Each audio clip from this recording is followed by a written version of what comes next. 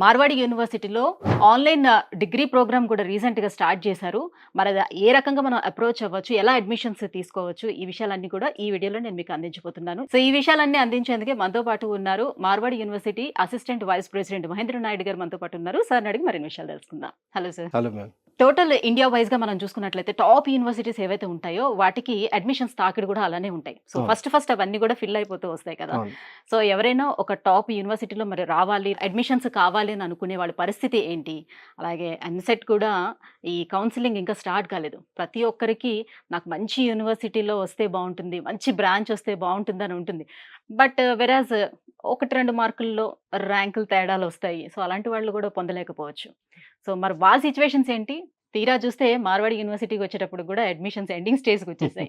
So, ఇంకా ఏ బ్రాంచ్‌లోని ఎంతవరకు admission అవకాశాలున్నాయి ఇక్కడ? మనం చూస్తే హైయర్ ఎడ్యుకేషన్ విషయానికి 2 కైండ్ ఆఫ్ ఇన్‌స్టిట్యూషన్స్ ఉంటాయి.